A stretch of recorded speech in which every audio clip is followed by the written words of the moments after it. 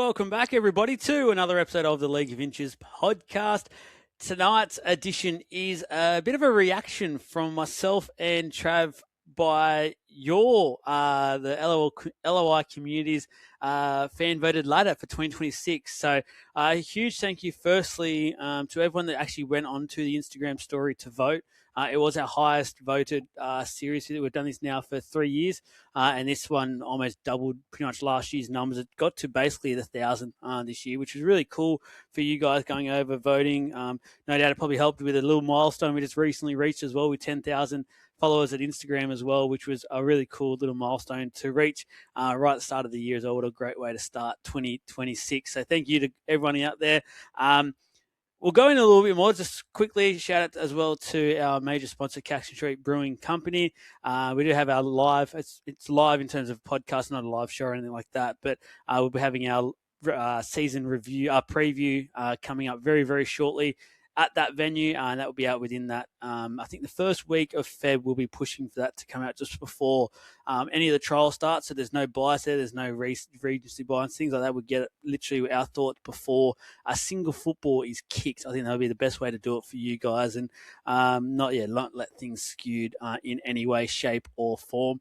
But yeah, let's just get absolutely straight into it, Trav, because there is a number of we've behind the scenes quickly, guys, to let you know we'll have another show coming out closer to kickoff with our top eights, some predictions and things like that as well. Probably be with the new Tuesday crew as well, so we'll get some of theirs and we can just banter off it throughout the year, things like that, and do a few best bets and stuff like that as well. So we'll give you just our opinions. We're not going to go and give you any of the big deep dives. The magazine that is coming out soon, keep letting you guys know there'll be more about that via the socials and things like that. But we've done a few little things to just get some numbers cranking for you guys. So we've got all this really worked out. So very keen to rip and tear into this. So we'll go through 17 down to 1 and just talk about our thoughts on a few of these teams and some storylines and things like that.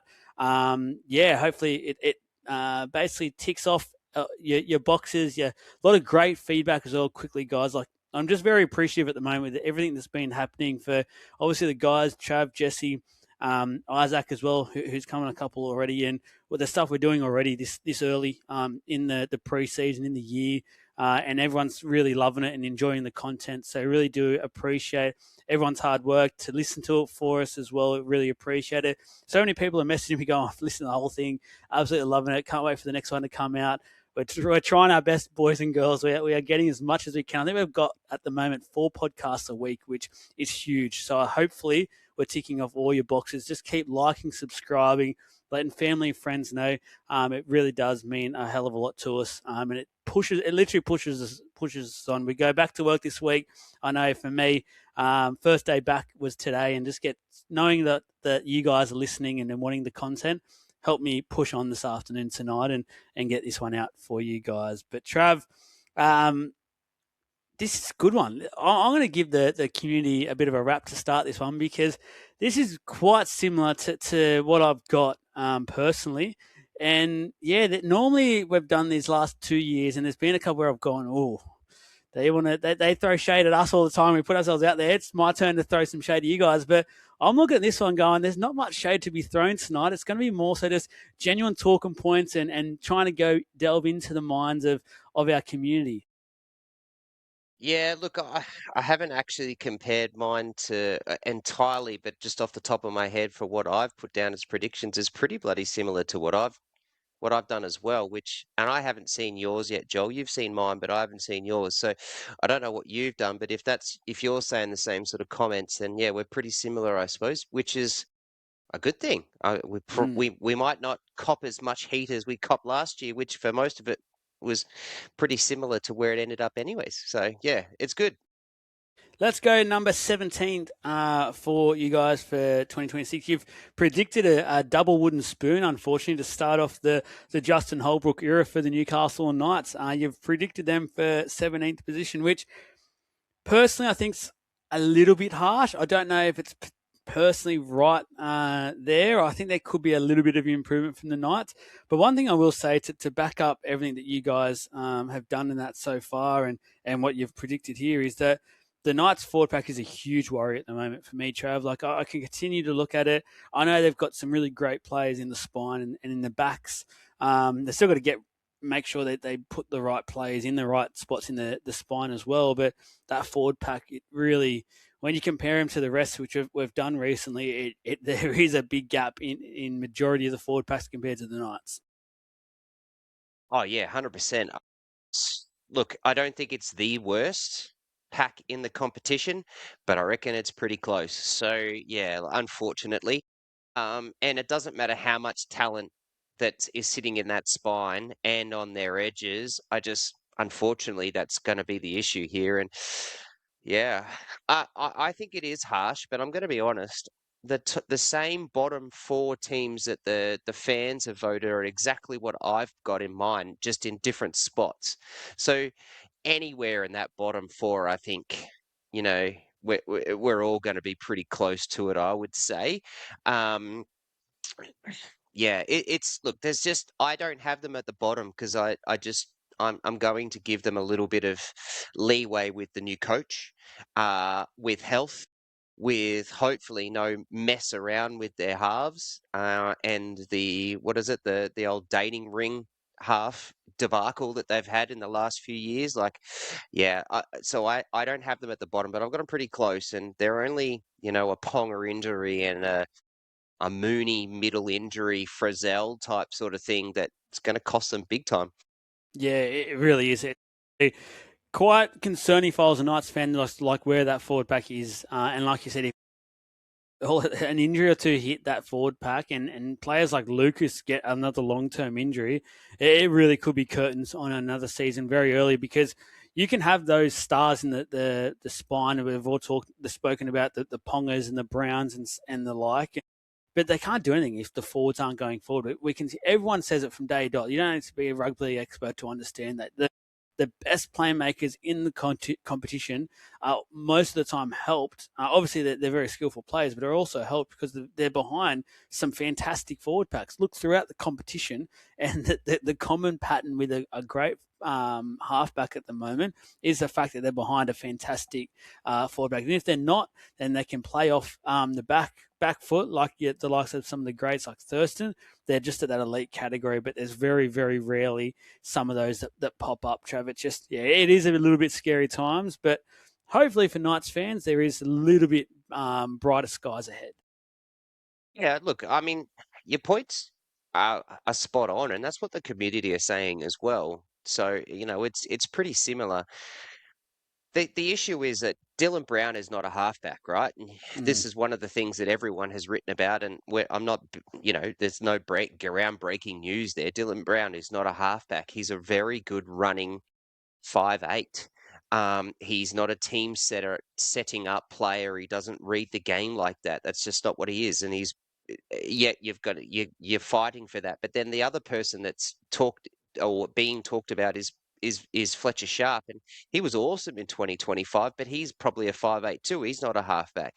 So, like, then you've got Sandon Smith, who's come in, who in his own right is a good player as well. But where does he fit in, and how does that work? Like, these guys need but the point is that they need that forward pack to really move the chains, get them up there, get them up the field so that they can do stuff in positions that thrives off their game. The other thing I want to say about the Knights is if you look across the park, just based off names, they've actually got a really good roster. It's just about health. It'll be about the key point in the full pack and what does the coach do, and how quickly can he change the culture and the way that club's been played, to see what they do by the end of this year. Yeah, no, we'll go a bit more into the Knights, obviously, with our season preview as well. But yeah, I'm very interested on a number of points, which we'll get into in a few weeks' time. Number 16 for mine is a club that most people I've spoken to so far have this club dropping a little bit further down than they did last year. They didn't have a great year either last year, and it's a side that I continue to say every year I just get wrong. Every prediction I make on this side, they finished at the complete opposite end. So it's probably for fans listening, don't get too angry at us, because personally, it's you guys to start with. I do have it similar, but it probably means you'll actually have a good season because I just cannot get you guys right. But the North Queensland Cowboys, 16th, very concerned, and I think many who have listened to us for a while now know what our thoughts are around the Cowboys, traveling, especially head coach Todd Payton. It does feel like it's time. The time is up. I was shocked that they didn't make a move when they could have, especially when there was some like Josh Hannay was basically at their doorstep wanting to basically to go Well, in. Um, he was there. yeah, it was just I don't get it. I'm very concerned. Another side that I look at things like their forward pack just not really doing much for me, and then to double down that their back line isn't doing that much with Purdue potentially going to the halves as well. It makes a very sort of and Taolangi's out injured for some time as well. It seems like at the moment. So there's a few really concerning signs from the Cowboys from my point of view. I definitely agree with what the fans are saying for this one. Yeah, look, I won't tell you where I've got them, but I definitely have them very close to where the fans have put them myself. And and that's such a shame. I like the Cowboys. I like their franchise. I like their position. I like Tom Dearden. I'm a huge fan of Tom Dearden's. I'm a big fan of Nanai's. There's a whole heap of players on this list that I think are really good. I just purely think that again, their pack isn't great. They don't live or they don't breathe or take any pride in their defense. Their coach doesn't care about that. And until I see a change in that moment, or in that play, I'm going to continue to put them where I've got them, unfortunately. Yeah, and I don't want to be we come off across as being cowboy haters, but we're really not. And that's why I sort of started my conversation earlier. Like, you know how big a fan I am of Tom Dearden. Like it's just, yeah, unfortunately it's you just continue to keep messing around, and I just don't like Todd Payton anymore, and I think he's lost his way, and it's just, yeah, It's nothing it's a bit of a personal. nothing. Nothing personal. It's probably more so you guys than us. Let's just finish with that. The Cowboys, but Todd Payton, it's not us. It's you. 15th, the Gold Coast Titans. So obviously it's been some really dark years for the Gold Coast Titans. No, let's make no shortage of that. But you guys are seeing some improvement. You've seen some bright sparks start to come out of the Gold Coast, which, to be honest with you, I'm pretty similar here, Trav, in terms of I know what you're trying to say here, guys. I just think you're a bit further ahead than I think the Titans are actually at in reality. They've got their side and their squad, when you look into it, it's on some crumbs. They're about to eat some crusts in their loaf of bread. It's there is some good sort of players in there in the mix, but their depth and things like that, I just think are really at an all-time low. I think this is fair though, because I feel like Hannah is doing this the right way. He has literally just gone in, blown the place up basically, and he has to go from the bottom and fix it all the way up, which will take some time. And I know Titans fans are probably listening to this going, I cannot take time anymore. And fans are going, we've given this side and club more than enough chances. I feel like for the first time in a long time, Trav, that they've got things finally heading in the right direction with the additions of Matty Johns, Gordy Tallis buying into the club now and actually having a financial say. It just feels like there is some bright sparks coming out. I just don't think it's yet. Again, like I said, I've got them in the bottom four as well. I think there is improvement, and if I look across their list, I'm a hell of a lot more positive than you are. In terms of it, like that starting 17 is on paper is actually pretty good. If you think about the names of Fermor, Randall, Jolliffe, Summerton, with this huge rave about him. I don't think Mofo's no player like he was, but he's no scrub. Verrills, Tino, Brimson, Campbell, De Groot, Fafita, Keeney, Lachlan Ilias, Figai, Sammy. Like that, there's a whole lot of guys on that in that list that are really good players or very good players. So, yeah, I'm not as harsh on their list, but you're right. Like it takes a long time to change attitude. It takes a long time to change culture. I think this year Holbrook has started that already, and I said that last year, like is straight from his first press conference, you could see that there was things going to be changed. He called out that organisation basically. Um, yeah, and I think they can build off the back of Keanu Keeney and off the back of JC. Like now that they've locked those guys down, they can build off the back of that. And if they can keep Tino, and show him that you know we've got positive outlook, and he stays, there's only a brighter future for the Titans. I'm not going to walk into this year talking too negative about them. I still have them in the bottom four, but yeah, I see much brighter lights than the negativity that some people are saying. 14th, the St. George Illawarra Dragons. So obviously a really astute signing, Keon Kalamatangi, who will be into the side next year, could cause really big excitement, especially from a very young, exciting forward pack. I'm excited to see the Dragons this year. I think they obviously were shredded with injuries last year. I think a lot of people forget about it because a lot of it was for their young guys. But last year was tipped to be like the stepping stone and the starting point for a lot of these guys to really go make that next step into first grade. And unfortunately, a lot of these guys are really good players with a really bright future. We just didn't get to see what they're capable of. So I think the biggest worry, and it's going to be a story throughout the year once again, Trav, it's the halves and what happens there, how Atkinson develops into a halfback. We know he's a great player, completely different system now away from the Cronulla Sharks and that quality side that he got to play around. He probably has to do a lot more now, be in a lot more control, new environment, new culture. Flanagan's doing great things, but there is definitely still plenty of question marks. Yeah, plenty of question marks. I said in our reviews at the end of last year that I think the Dragons' record did not show as good as what they actually proved for the year, and I think this year will be very similar. And I said one thing was to the Dragons faithful is be patient. I think there's going to be games where this year the Dragons are going to get belted, and there's going to be games where the Dragons surprise people, and win games. And I don't think they're going to win enough to be away from that bottom four. But God, they're going to be they're going to be in and around it based off some of those young big fellas that they've got. I think Atkinson makes a massive change, I'm very keen to see that partnership between Atkinson and Flanagan and how that works and what the coach does.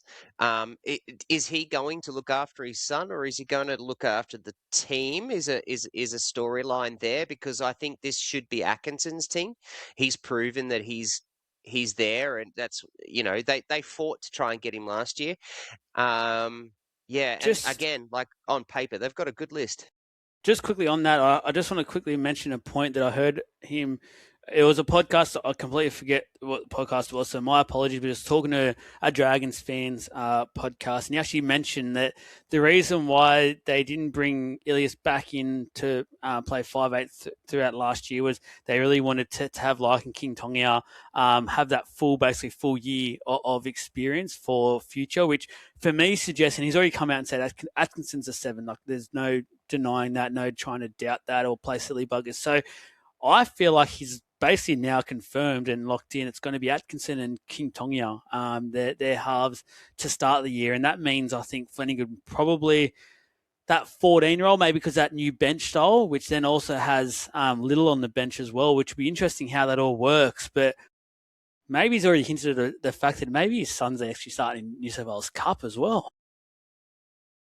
Yeah, maybe. I'm just currently looking at the roster on NRL.com, and they don't even have King Tongia in the list. So I'll send that photo to you just so you can see. I think But he's on development. Go down, I think. Development on NRL. no, I've definitely gone down. He's not there. Oh, I'll send it okay. to you. But yeah, I agree. I like it. I think he did well. I think he showed last year that he's actually a really good. He has the potential to be a really good 5'8". He runs well. He's got a okay kicking game. He's a big body. He's got brains, and he doesn't want to be and doesn't need to be that number one guy like whereas Atkinson can. So, yeah, I like that move, and I think that's a big ballsy move. Coach dropping his son, but that's what he needs to do, and that's how he gets everyone to read into what the Dragons are trying to do. Yeah, and I've heard a few people bag King Tonga so far about his defence. Let's remember, guys, he's a young kid coming into first grade for his first year. Very. There was even Thurston had a horrible defensive record early on, and what you're going to rinse this kid because after his first 15, 20 odd NRL games, he's missed a couple of tackles. Like newsflash, Dragons weren't fantastic in defence last year at majority of the points. So do not blame everything on a kid. He's coming through. There is so much bright futures with him. Don't rinse and burn another one. You keep him going. Everything from an outsider's point of view, is tracking really well when it comes to King Tonga. That's for sure.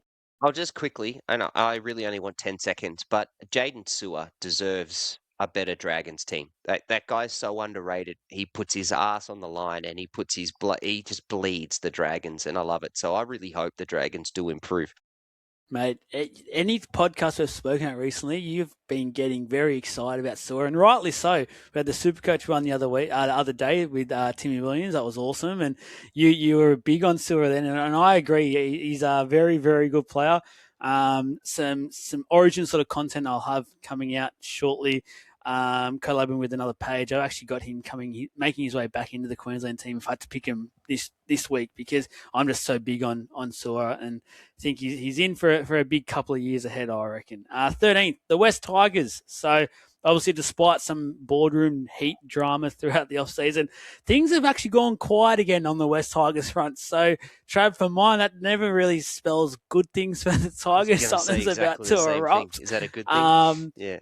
13th feels maybe a little bit harsh in terms of when I look at this squad on paper, when I delved into things the other night and did a little project we're doing behind the scenes, I was really impressed. This is the most impressed I've been with the Tigers roster, I reckon, in a long time. And there's a lot of reason why this side should not be getting a 13th place finish to end the year. They should be a bit further up, really with a thought going, we can make this top 8 this year because they've got a good enough squad to do so. Agree 100%. The squad is loaded. I'll put it out there. It's loaded, and I don't think there is actually a deficiency really. If I look across that list, I don't think there's anything that's bad. Maybe the halves, but you've got Luai there, and then it's Fainu as the other side, or Dewey, and And Dewey killed it. Bad. That's not bad. Like, yeah. So you look across that list, and it should be fighting for the 8th. But I think people are just like this is where we're so used to just seeing the Tigers implode, and we're so used to seeing the Tigers finish on the bottom of the ladder that until they actually win or until they actually do get up into the top 8, we're all going to sit here and continue to keep doing it because we're being a bit safe, because we don't want to be the one. We don't want to be the one that goes, yeah, it's their year, they're going to make the top 8, unless you're a Tigers fan and they end up hitting us on the bottom and everyone goes, well, we told you. You don't want to be that person, do you? So yeah, I agree though. I think I look across that park and there's so much talent, and it's young. Like it really is. Other than Appy and other than Luai, the list is young. So it's only upwards. Yeah, no, absolutely agree. One side I think to really watch out for this year, I think they could surprise a few, or I'm hoping at least for West Tigers fans, because unfortunately, negative. If they don't start well, I think Benji Marshall. Actually, he had the extension, No, so he's got a 5-year extension. Yeah, I'm even shocked on that, to be fair. But anyway, we won't tackle that one here right now. That could go for a while. 12th, the Manly Sea Eagles. So, unfortunately, newsflash, you've already seen my post, my bold prediction out last week, where I said, unfortunately for Manly Sea Eagles fans, that I'm not seeing some great things out of Manly at the moment. We talk about poor forward packs. This one potentially is the worst in the comp. And I think that's a huge concern coming into this year. We've seen Foggy for when it came to big games towards the end of last year, unfortunately fail. And that's hard for me to say because I'm a massive Fogarty fan. Luke Brooks, sorry to be too harsh here, but it's the truth and what we pride ourselves on saying. He's basically gone missing since signing with Manly. Like he's had that one good Vegas game, and that's basically sort of where it's gone. There's been a couple of okay games, and then apart from that, it's been just mediocre.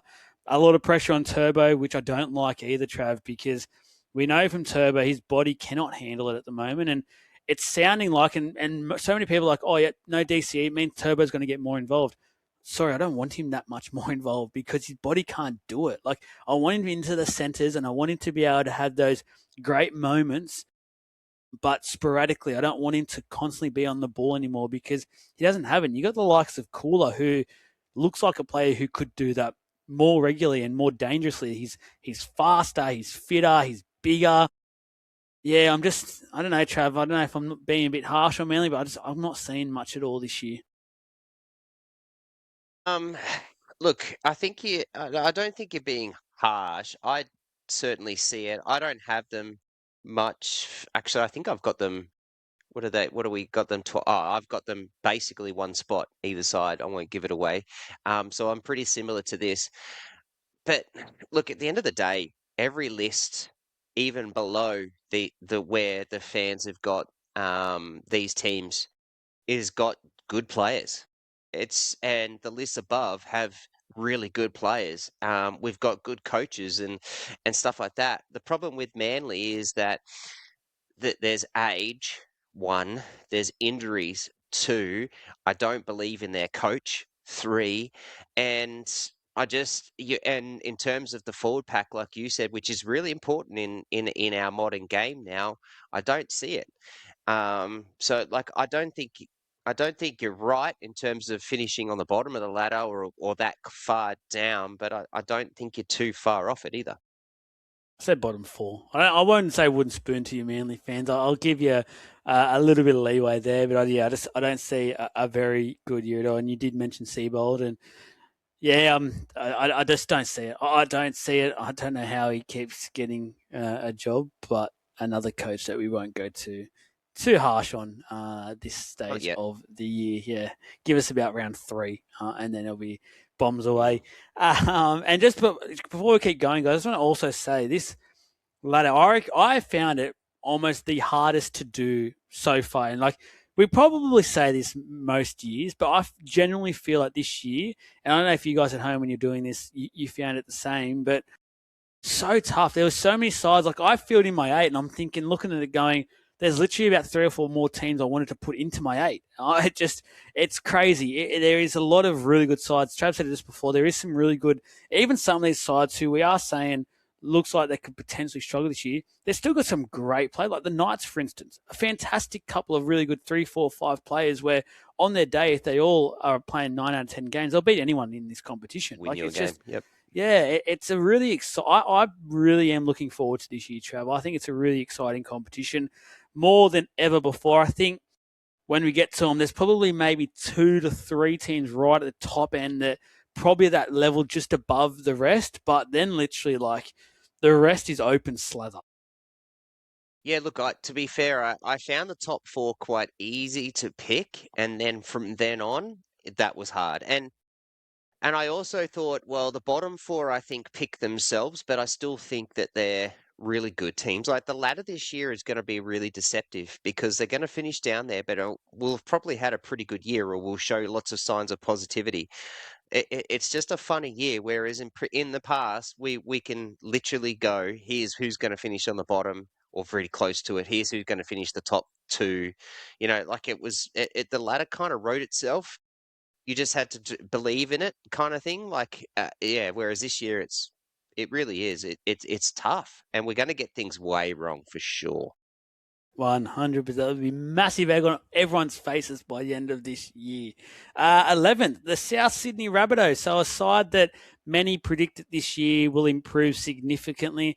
You just have to look at their roster and personnel, and they've got some really good players in there. There is no denying that one. Unfortunately, they've just been riddled with injuries from behind the scenes and from the club's point of view. Feels like they've actually eradicated and dealt with a lot of those potential issues that they were having with players not being fit and a lot of injuries at training and overtraining and things like that. So it feels like a different South Sydney Rabbitohs are coming to the playing field in 2026, which for Wayne Bennett, who plenty are out there saying, is he too old? Is he past it? He hasn't done it for a while now.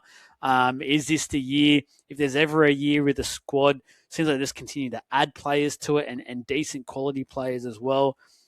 11th might feel a bit low for some out there, I reckon, Trav, because I've only met a few people so far who don't see them as a top 8 almost certainty at this point of the year, because that roster is just too damn good. Yeah, and I think Jai Gray's going to re-change the way that they play. There's a lot more speed. There's a little rabbit out the back now, which has pushed Mitchell to the centres. The likes of bringing Cameron Murray. Like, let's remember, Cameron Murray's basically a new recruit. He didn't play last year. And then you've got like Jamie Humphreys is got another year under his belt. Hopefully Cody Walker stays reasonably healthy. You've got Campbell Graham, apparently is pretty healthy and has had a decent preseason. And he's, going into 2025, he was one of the best centers, wingers in the comp. So, you got that. Then welcome David Fafita, and hopefully the Messiah in a Wayne Bennett has fixed or is going to fix that mentality and attitude that he's got. And then you add on top of that they've still got your Jai Arrows, the Kulamatungis, Tallis Duncans, Hubner was really good last year. Like it goes on and on and on. I don't have them in the 8s, but very hard not to put them in the 8s. And this is what we were just saying before, is that I think there's probably 12 teams that genuinely can finish in the 8, and I think there's probably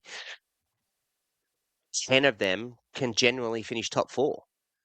It's an interesting year this year, and the Rabbitohs have got the list for it. I just hope Bennett sticks with it. And I hope some of the outside distractions, like there's still the Brandon Smith thing that hasn't been fixed yet. Hopefully David Fafita doesn't do what he did to the Titans and bring that to here, and the Rabbitohs do improve. Yep, absolutely. 10th, the New Zealand Warriors. So you're seeing the Warriors slide down a little bit, guys. Obviously finished 6th last year with that home final. Bundled out at home in the first week of the finals, unfortunately. So obviously Metcalf still out injured. You got Barnett still to come back as well. So a couple of early injuries. As the year goes on, they should almost go back to full strength, touch wood, and they become, in my opinion, quite a strong side, because that forward pack is still almost world class in my opinion. Like once they're back, and we are I'm very big on that. Like so these forward packs can help do so much. I think the big question mark for the Warriors, and why some people out there may be doubting them, is because it's all about how Metcalf comes back. It really is. It just feels like his form toward all last year, like he was just the guy, and people thought it was going to fall away, and he wasn't ever that guy. But if anything, he got better as the year went on. He just really lived up to that 7 role. He loved it. We've seen a lot of those X6 sort of players just can't handle that role, but he just frothed it. He wanted more and more responsibility. So a big question mark, Trav, for mine is they'll probably be around like 50-50 wins when Metcalf comes back. Hopefully they don't rush him. He gets back, confidence is up, and then he'll probably take a month or so to really get going. After that, by probably around that mid sort of or early origin sort of period, that's when the Warriors and Metcalf just take off. But it'll just be about, can they make up the ground they've potentially lost. Yeah, and that's why I don't have them in the 8 myself. But they're going when they've got their list back, no one's going to want to come against them. Like they're going No to be way. hard, and they travel so well, and it's hard to get over there. Like they've just got so many advantages in their list. Aaron Clark's got another year under his belt, another preseason under his belt. Like Leka Halasima's talk of the town are going to be the next big thing. Like, yeah, it's they've got a good list. They've got a good coach. They've got the advantage of being over there, and yes, they've got to travel and stuff to come over here. But yeah, I see good things. It was another team that I don't have in my 8, but geez, I found it hard not to put them in there. But you had to find reasons why, and the reason was just a couple of injuries to start the year means I don't see them winning as many early, which means they play a bit of catch up. I hope they prove me wrong, because I really like the Warriors this year. Yeah, me too. And I think if they can make the finals, and they'll be going off, I reckon, a nice, good run into it. Dangerous footy side. You do not want to be versing them in the finals, that's for sure. 9th, the Parramatta Eels. So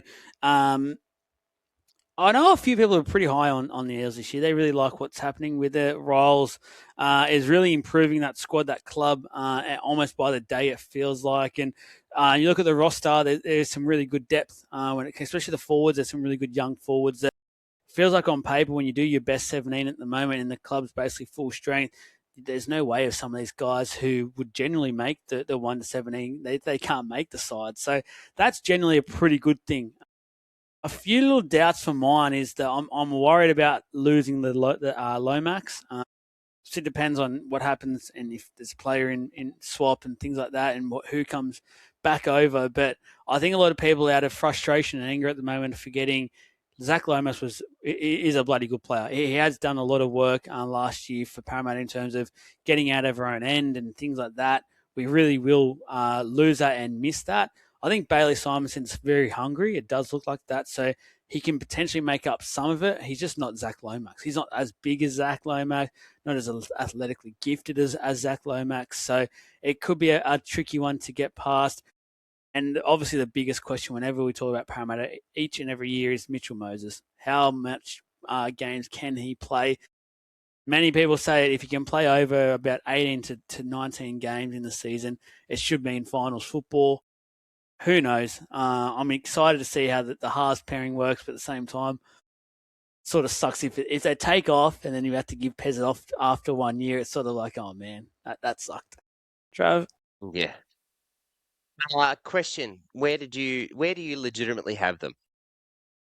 All right. So for the sake of this, I've had them. What did I put them as? Do you I'm have pretty them sure I had close them. to this? I've got them very close to. I've got them outside the 8, but very I think 10th. To be honest with you. Okay. I've got them in the 8. I am one of those ones that's very high on them. They're just the way that they finished last year is how I think they're going to start this year. However, they've got a tough draw, and I don't think they win. I think they lose their first 2, to be fair. But from then on, I'm very high on that. And if they lose those first 2 games, but lose in tough fights, I think that's a great thing for them. And beware to the NRL, to the rest of this, to this team. 30, there's legitimately 23 players that can make that 17 every given week, legitimately. These aren't just,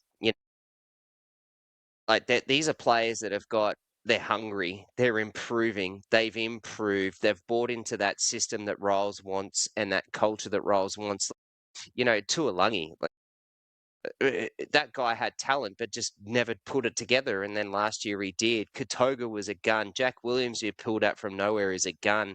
Like Riley Smith, you've got TDS. You can just keep going. And if Hopgood plays to the talent that got him into an Origin camp, and then you're going to get even better. And you are even better. And then you add the likes of a Jack DeBellin, who's renowned for being a good dude in the sheds, next to Addo Carr, who resurged and fixed his career and what he has done. Then as long as Mitchell Moses stays healthy, though. And it's the only club in the NRL this year that I can literally say that if just one player won't it either makes or breaks your year. I don't think there is another club in this competition that relies on one player to make or break your year, and Mitchell Moses is that. And if you're right, if he gets 18, 19 games, I think they win 12 of them. That'll get you in the finals.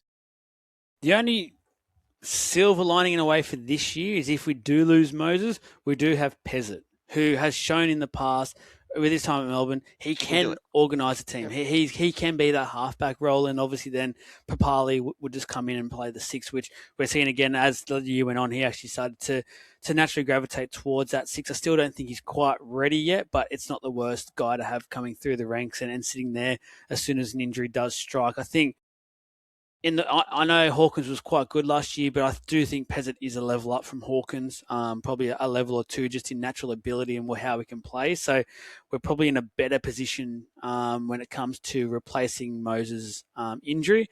Again, it's just about the pack and the like. It's a very mobile pack compared to some of these other teams where we've spoken about just being big boys and just beating teams up, laying the platform.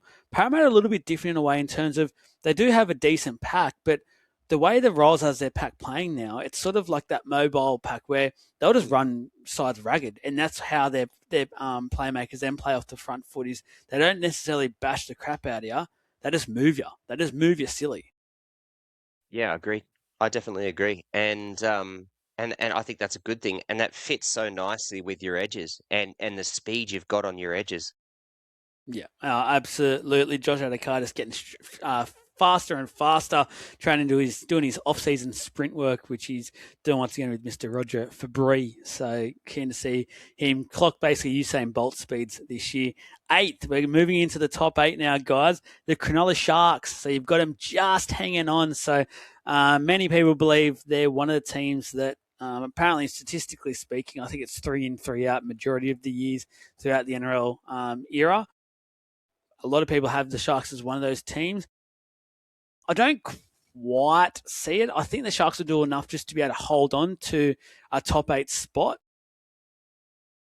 It's only just though, like Trav, there's just nothing really getting me that excited about the Sharks this year. It's like, yep, they're there, they're thereabouts. Again, they've got a solid enough squad that they'll probably win enough games, but it just feels like I know they've finals anyway in the last few years. They've gradually improved basically each week into last year where they actually took it to the Melbourne Storm and had chances there of winning that. But so it does sound a bit funny. It does sound a bit strange. It just, yeah, I don't know. It's just, I don't know. And then no more Mulatalo as well. He's like the energy officer for him. I don't know. Look, I, I don't even know Do you what to say. know? Yeah, Do you know? you don't. I don't. No one does. Hey, like Yeah. there was a post, and we spoke about this last year. Like, if I was, I think the Cronulla Sharks fan base should be the most frustrated fan base in the competition because you've got such a good list with such good players, and yet you just okay, and you get to like last year, everyone's riding off the back that they made it to the prelim and lost to the Storm, and but like all year last year, that was a team that was spoken about trying making a grand final. You know, this is what they've built for, and I just don't see it. Like I, I put out a bold prediction. That's the point of it, and you make these predictions, and this is one of those teams that I've got outside of the 8 myself. But could easily be in the 8, and the community is saying that they sneak in at 8th spot. So, like, it's not, a lot other than Sharks fans and a few others. It's a lot of people are sort of talking the same sort of way.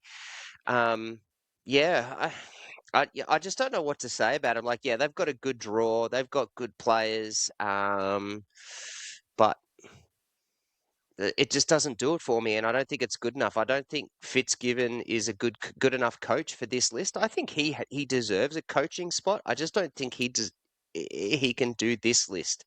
And I don't think he's got the nous to coach this list, in my As opinion. in, So be a guy that can get him now to the premiership. Like he's he done doesn't. enough to Yeah, build it. They yeah, need someone else to come in and actually go to that. Like similar to what we see in Parramatta with Brad Arthur for a while there. He was good enough to get him to this level, and then they needed to go probably a year or two earlier than they did to go. Then boom. I agree. Yep. Yeah, sweet. 7th, Canterbury Bankstown Bulldogs. So another side that you've got slipping just a touch. There's not much in it. I can see this one. I'm pretty similar, and my thoughts around the Bulldogs and what they're doing this year. Again, though, it seems a bit uncommon for. Oh, not uncommon. Sorry, it seems common for the Bulldogs this last 12 or so months. It's uncertainty in a few key positions to start the year, and I thought we went and delved and dealt with all this last year. It feels like now we're coming in where the halves, there's 3 into 2, it doesn't work. Luckily enough, for, I guess, them in terms of the headache, Mitch Woods hasn't had the most fantastic preseason so far. He's been injured, bit of heat stroke and things like that I've seen today as well. So hasn't been the best. I've heard that he won't be starting the year, but there's chance and well and truly in the running for throughout this season. But then that also begs the question that there's 2 really good 5'8" there in Burton and Galvin. One of them's going to be playing 7, and it doesn't work. Neither of them are sevens, are they? Like, not based off what the way that they play and how we've seen them. Again, I've actually got the Bulldogs higher because I think their defense can do enough to win games and make things ugly. Which is And I completely think they've got fair. it. And I think they've got enough talent on their edges to score. Carraz is a beast. Crichton's a beast. I think Leo Thompson signing is going to be very underrated until people see what he can do for them. He just was hidden over there at the Knights. So I think that's a big signing for them. Preston, kick out. They've got another year to show. Preston's going to get improved. Like there's some serious talent. The problem is Mitch Woods has, as you just said, is injured, which means they haven't had a preseason to work with Galvin and work that combination out. And so I think as good as Galvin's going to be, I think he's going to end up being a bit of a scapegoat again this year. And yeah, hopefully by the end of the year they've worked it out. But yeah, I do have them higher than seventh myself. The other quick little one to talk about, and we'll go again more into this for our big season preview podcast, guys. The famous one that goes for a couple of hours. You won't want to miss it. But a good reason why you should make sure you're liking and subscribing for the podcast where you're listening or watching as well. But for a big talking point, I think that might play out this year is Matt Burton. In terms of does he stay? That's a big one, and if he doesn't stay, the impact it has potentially on this squad, because he's a favourite son at the Bulldogs at the moment. For the crowd, he's big with the playing group. You can see that. Obviously, the coaching group and everything as well. But the more and the louder things are getting, it just feels like the Dogs' future is locked in with Woods and Galvin. And if Matt Burton wants the money that he's on at the moment and to go similar or even further above, it's not going to get that at centre, which he'll have to play at the Bulldogs. He'll get that elsewhere. And the likes of the Bears, PNG coming up as well, so probably silly money at him to be a marquee sort of player. Then just other clubs in the NRL will probably throw some money at a Matt Burton if he's available. So that's also an interesting one, how it plays out, Trav, because we've seen in the past with other clubs, when one of these figures agitates or starts to get a little bit unhappy, and I don't think Matt Burton will throw his toes out of the cot. He's too good of a guy, and I think he does love the club too much. But from the other side of the fence, the players, the fans always talking about it weekly once it does get confirmed or if it does happen, it could have a negative effect. I see what you're saying. I don't think so. I think this is a different sort of situation. Like Galvin going there last year had an effect because it happened mid-year and they made some bad changes. I think they're going to learn from that, and that was a big thing, right? Hope so. Bur- Burton leaving is that's the way the NRL is, right? Like these big guys wanting to, sign elsewhere for the next year or 2 years later. Like that's just the way the NRL is. It's a bit of a different situation. So I don't think so. And then, to be fair, they signed Leo Thompson early, and he's coming across. So like it's, I don't know if that's my point's coming across, but yeah. I don't believe that would be a big deal. And I think Serrato is a good enough coach to deal with it, to be honest. Yeah, no, I'm keen. Actually, I'm just keen to see how this Matt Burton storyline plays out, because there's definitely one there that's going to, from all reports, basically get louder and bigger as the season continues. So I'm very, very keen to see that one. Six, the Dolphins. So you've got the Dolphins making their first ever final series.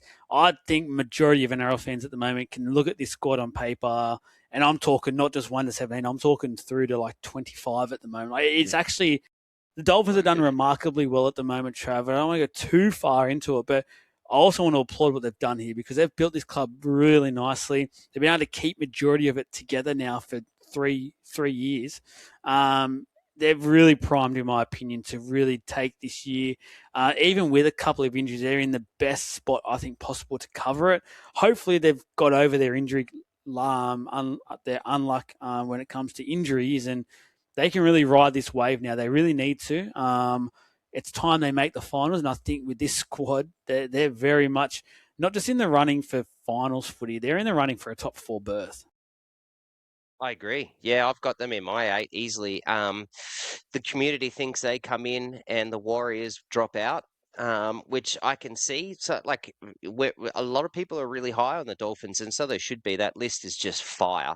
Someone has to drop out. It's just the way it is. That if we're going to have this improvement in some of these teams, other teams have to pull out. You can't have 17 fit into 8. Um, Katoa is another preseason under his belt. He is only going to get better. Herbie is back healthy after another preseason and dominating the competition.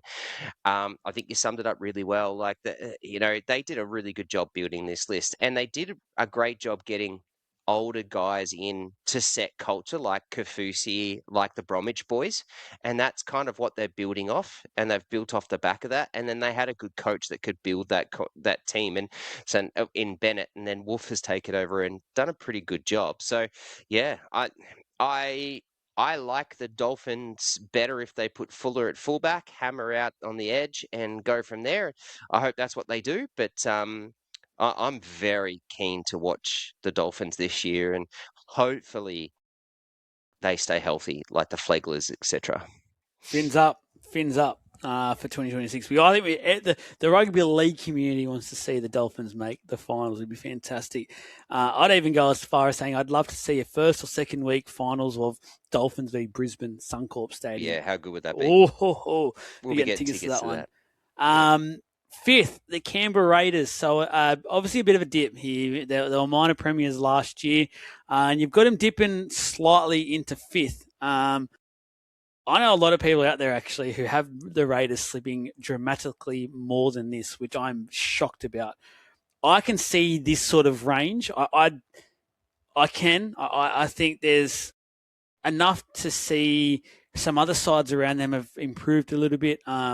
Some other sides around them have been able to keep squads together a bit more and key positions, and just look like they're going to get better this year. But for mine, I don't think the Raiders are anywhere near as bad as some people are making out them to be this year, because they've got majority of the same side that just won the minor premiership. Don't forget, to win a minor premiership, you need to beat basically every side in the competition at least once, majority of them twice as well, to get enough wins. So they were able to do that last year. Yes, they faltered. We all forget how easily they could have actually won that Broncos game if it just took one little decision to win that. And who knows, they get over their nerves. They're into the third week after a week off. Who knows what happens? Fogarty, unfortunately, failed a few huge tests, which was just unfogarty-like. It didn't feel right. They've lost him, but they've got some really good young talent in to replace him that have massive raps. We've seen some good young kids over the last few years just grab this. Like, we're talking about Katoa. Like, not going to put these kids into the Katoa sphere, but we've seen him do it. Like, if he can do it and he's a freak, not these guys might not be at that level, but they can be something similar, and that can do a job for the Raiders. Their forward pack is world class. Like, the Warriors is world class. The Raiders are above the Warriors in my opinion. Like, their pack is just phenomenal. They will do enough, in my opinion, Trav, to keep them with enough wins to be in this top 8 and to be around this top 4. Yeah, and then Weeks is another year older and better. Strange is another year older and better. Both of that, like Young is another year older and better. Um, the list can just keep going on. Like Timoko, Savage, all sorts. Like it just keeps going. Um,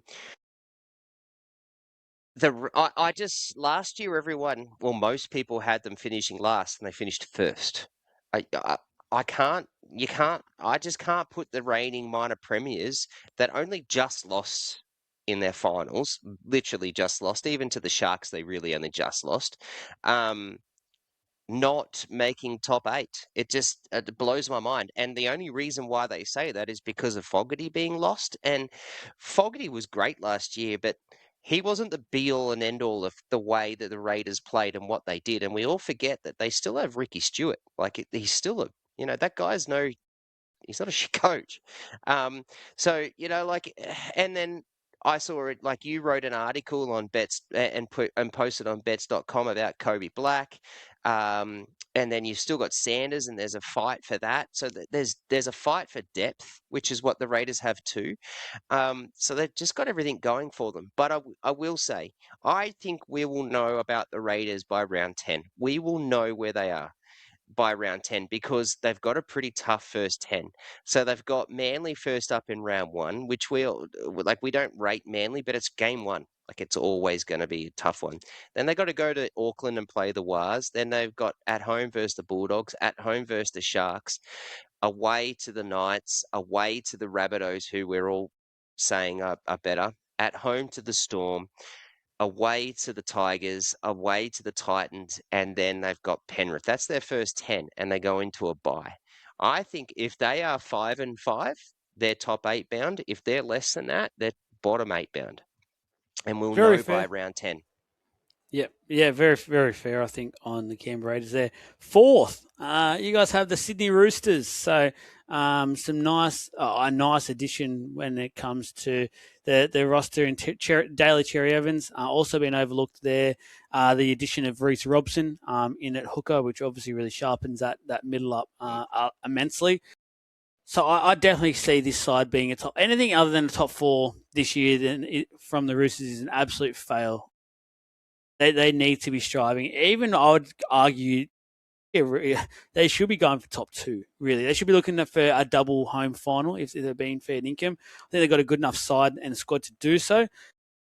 There's one thing, Trav, I was going to wait for this for the season preview, but we'll just double down on it again once that comes out as well. But are people pulling the rose-coloured glasses over Cherry Evans here? Because can we be fair income and rewind back to last year where for 85% of that year, we were all talking about Cherry Evans being pretty poor, like throughout the year, and people saying, I don't think you should worry about going to another club in 2026. You should be actually looking at retiring. Like, it's going to be better for you long-term and be remembered for this guy who was doing decently and retired basically on a high, where it just felt like he fell away somewhat last year. And there could be arguments because Manly as well and the way that they've been playing and what he's been doing.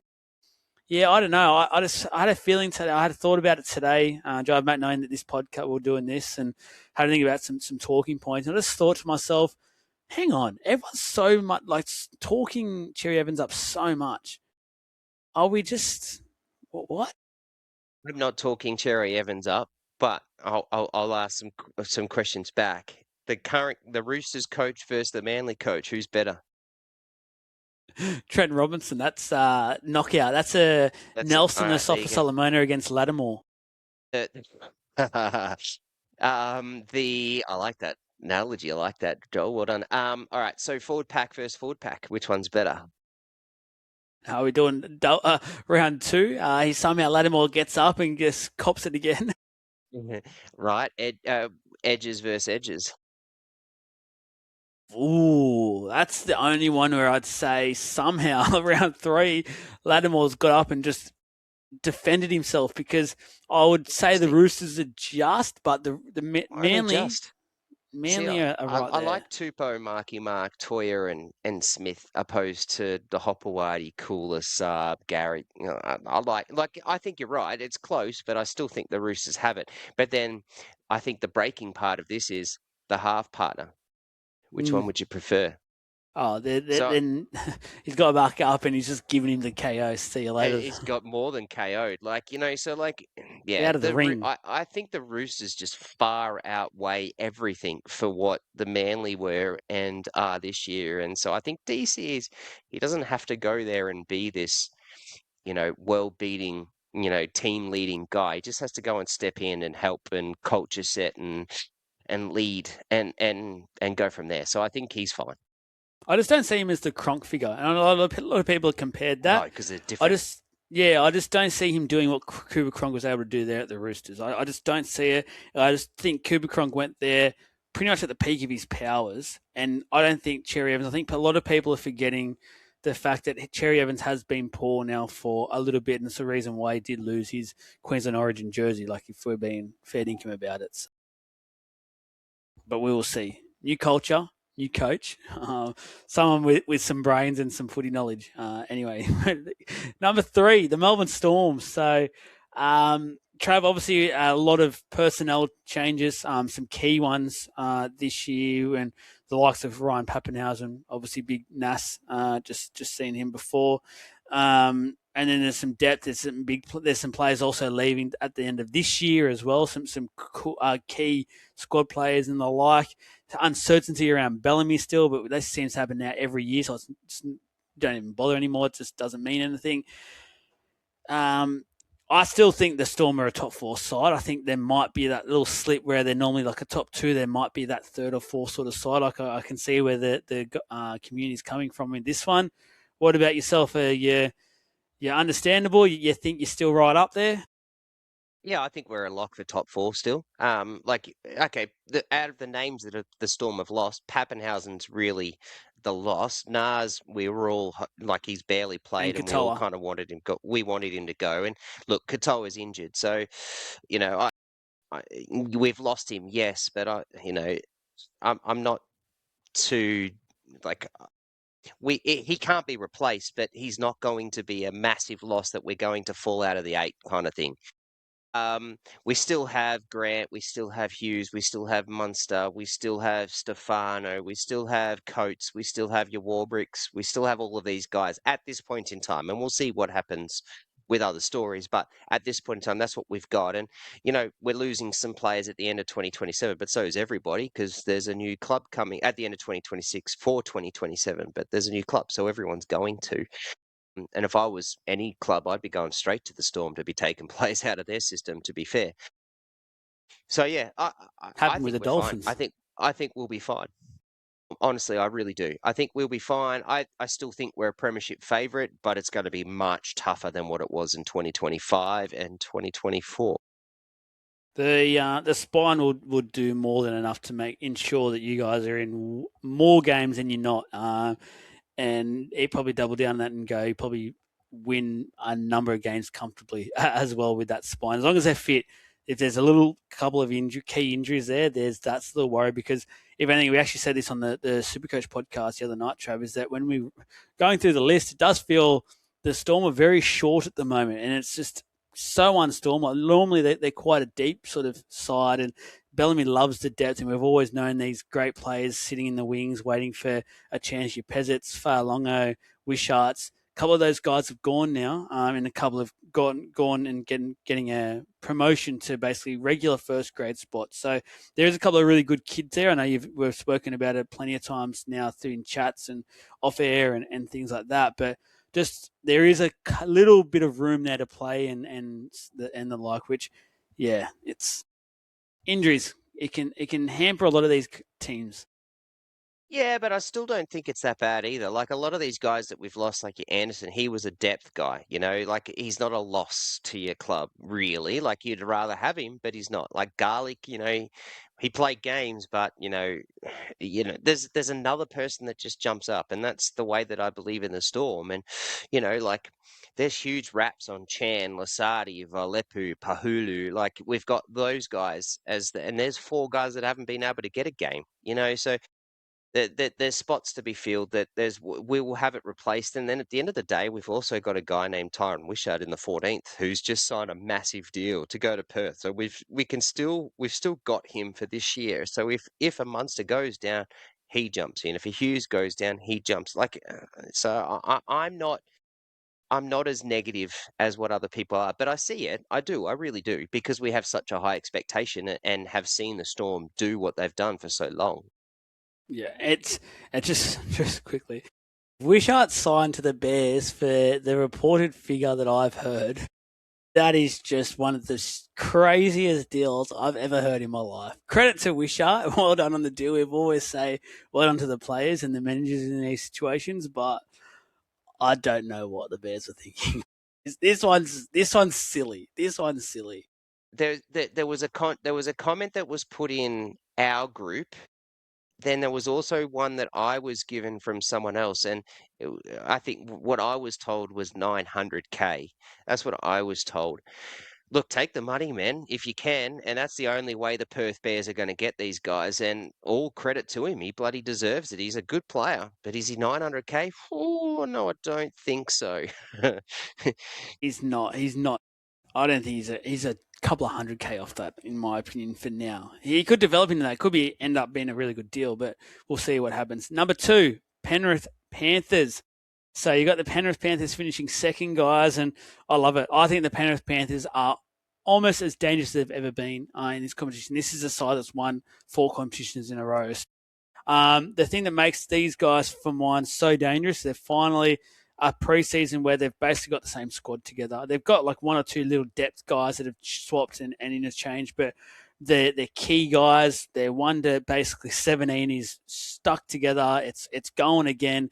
They're fire in the belly. They have been the hunted for so long. They are now the hunters. And I just think, I know they've got a hard draw, and I get that. And there'll be some out going, look, they might be exhausted again by the time finals comes around. I just don't see it. I think they've gotten refreshed. They look fresh. I'm just very big on the Panthers this year, Joe. I'm loving so much of what I'm seeing out of them. I think they're looking ready to strike in 2026. And just remind everyone that they are the Penrith Panthers. Basically, don't F with them. Yeah, and like now you've got Cleary chasing something instead of trying to defend something. That's even more dangerous. Um, Yeah, I've actually, to be honest, I've got them finishing first. So you've seen that ladder, and I'll put it out there. I'll just say straight up, I've got them finishing first. I think they've got a tough draw, but they should. They bloody deserve to have a tough draw with everything that's been happening for them. But they're a bloody good team, and they'll get through that. They'll be fine. You're right. You know, they've now got a preseason where they haven't gone like grand finals, then had massive, you know, I've won, so now I'm drinking for the next 3 weeks and doing all that sort of stuff, you know, like, yeah, okay, they still made, as big as the deal is that we spoke about them, they still made the Final Four. And they bloody well should have won that game against the Broncos.